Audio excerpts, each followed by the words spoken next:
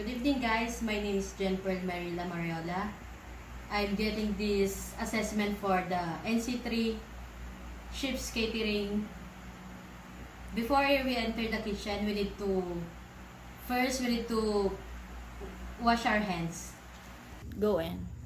First, we need to wash our hands with the water, and then after that is soap. This one like this, but in the shape we're using warm water, so the bacteria it's easier to remove. You can hand wash for 20 seconds, and then or you can sing 2 times of happy birthday. You need to make sure that your nails is already cut. So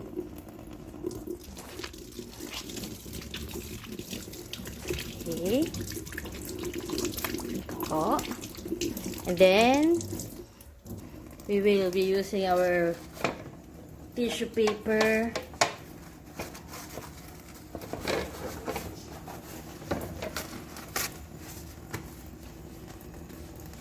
Tissue paper to wipe our hands. Then we will use this one to close the faucet. And here, guys, we have water proper segregation for the garbage. This one po, mga hindi nabubulok, and we separate also the shells from the nabubulok po. Because this one, we're using this one for the plants. In the ship, we're using 3 bucket system before we start to do our task. We're using a gray, red, and white. Before we start, we need to clean our table.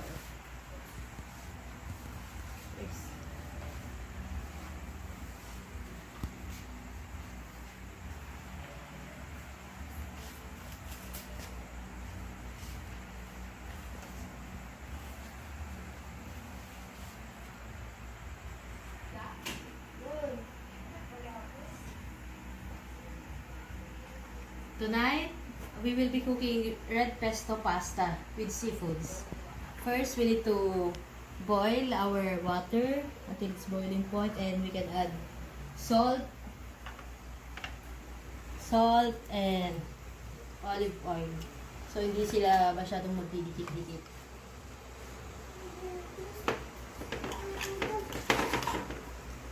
We have our ingredients tonight. We have the pasta. This is good. This is a half kilo, good for 4 persons. We have olive oil, salt, pepper, shrimps already cleaned, clams, we have garlic, and the red pesto and parmesan. This one contains of sun-dried tomato, parmesan, almonds, and fresh basil. So while waiting for the boiling, it's already boiling. We can put na the pasta. This pasta, we can cook this one for 8 to 10 minutes. So while on board po, while waiting for the guests, you can blanch it again for 2 minutes for their order. So it's easier for you to cook. While waiting for the pasta to cook, we can start po to saute na the ingredients. Before I start to saute the ingredients, I need to use gloves.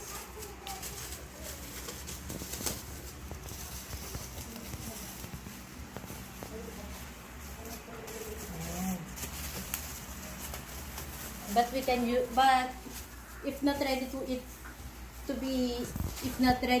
foods, it's okay to not wear the gloves, but for me it's better to use this one. First, okay, the pan is ready. First, the olive oil.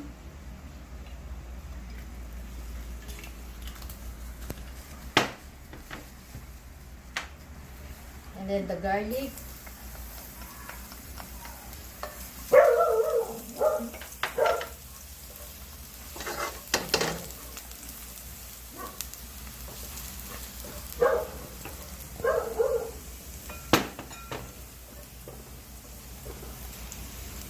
Let's wait until it's golden brown.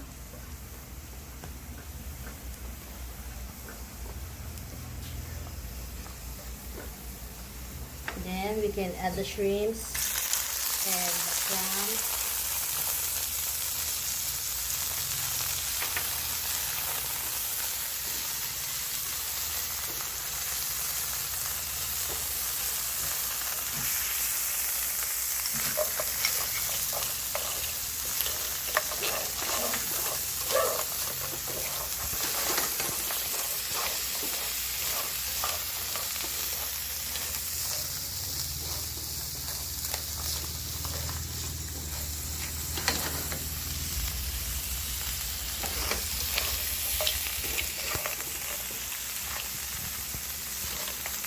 Go.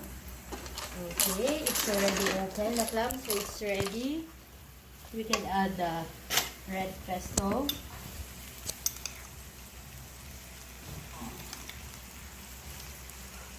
Okay. Oh.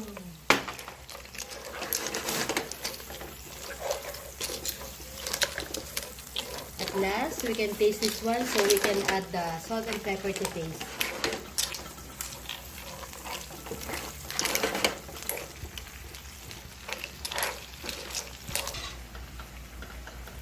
And now, the pasta is already al dente. We can remove it, so it will not overcook. We can pull it here. Okay, and we can direct it to the red pesto pasta.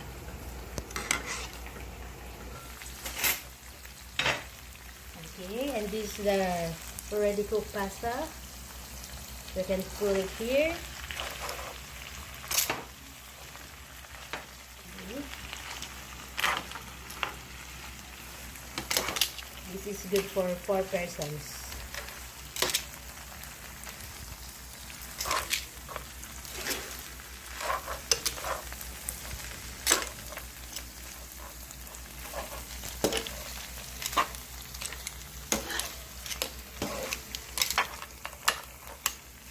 We can taste this one. We can use the spoon and fork, and then we will not use it again. This is only for tasting.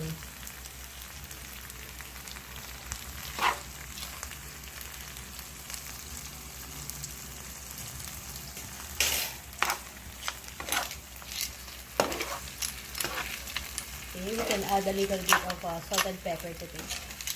So we can start to plate.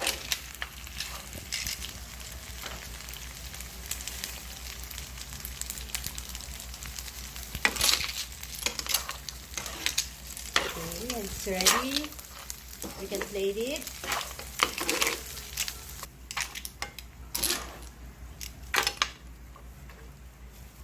Okay, we can start to plate.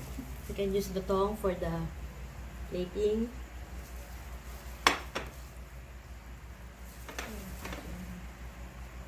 Okay, a little bit more.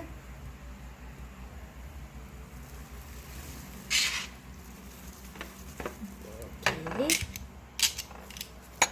You can put the clams to the top and the shrimps.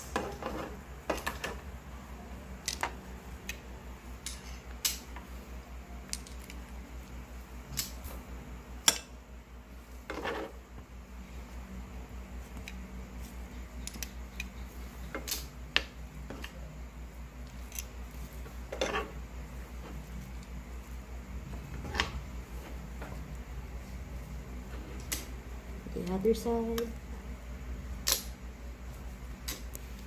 this side, and at last we can put parmesan on top, and it's ready to be served.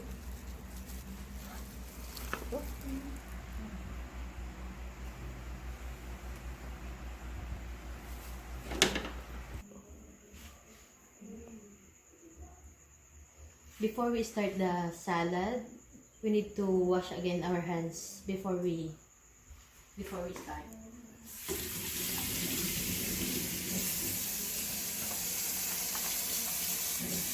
Okay, for 20 seconds.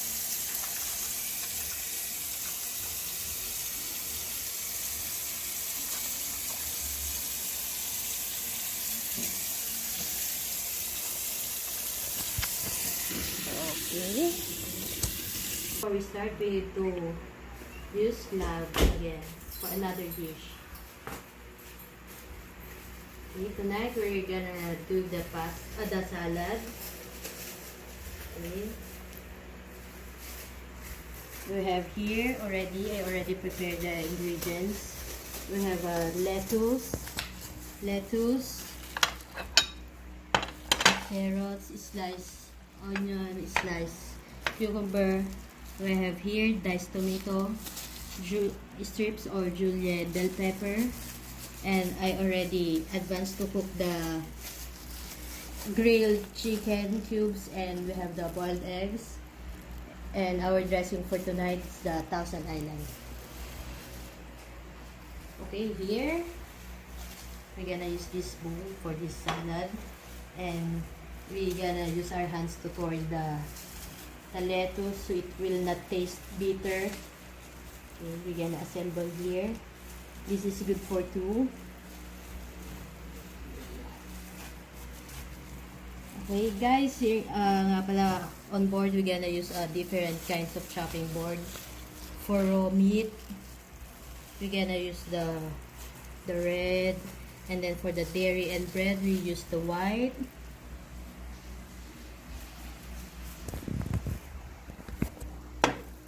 Diba? Oh, next, leche. Lagay mo na yun.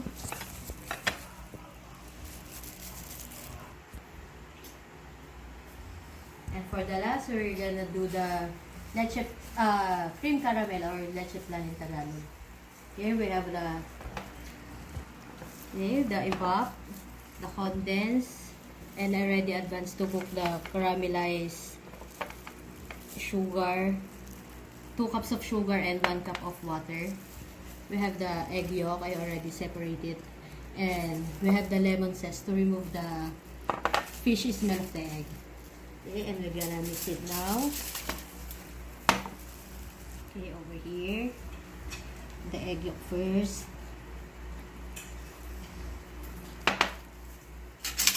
We're gonna use the 2 forks. I'm gonna mix it together. And the evap.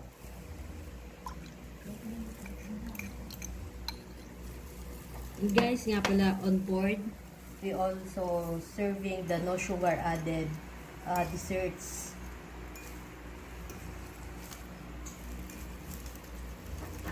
For the people with a strict diet. We have also no sugar added ice cream, pastries, and breads. And for desserts that homemade from the ship, we're using the alternative sugar like sorbitol. The sorbitol, they call it sorbitol. Okay, and it's ready. We're gonna mix the lemon zest.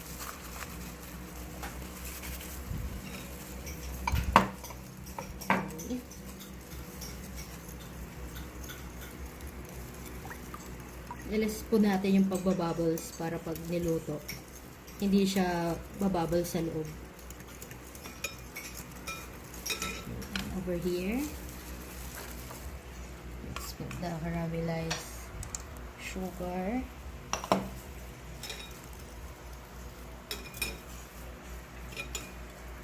Gonna put it here in our container.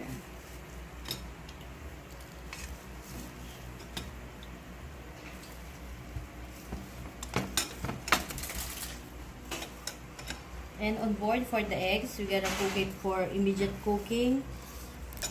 The temperature is 145, and for the regular cooking of the eggs is 155.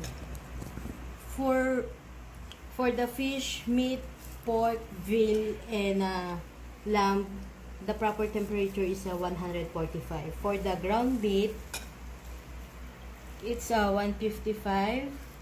And for the poultry, it's 165. Okay. It's like this. We're gonna use the fork.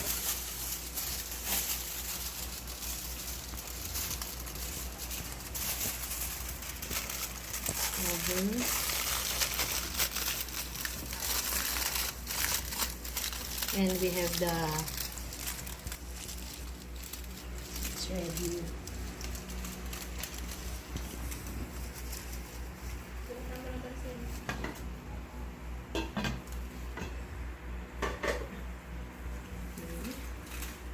Malalaman po natin na yung leche flan ay ready na pag ginamitan po natin ng stick sa gitna kasi wala nang dumikit. Okay, let's wait for it. While waiting, I already made the leche, cream caramel or leche flan in advance, and we're gonna use this flour, the edible flour, for the garnish. Okay, let's taste the pasta. This one is from Italy, the pesto. Okay, and this is good for the heart. From the nuts and olive oil. This is with a high in vitamin C.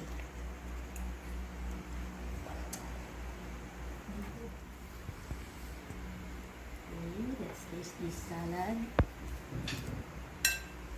Mix it together.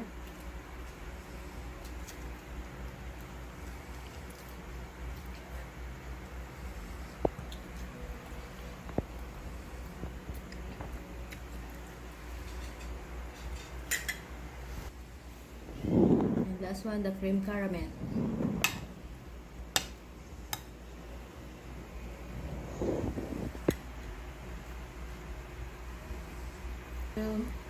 Thank you for watching.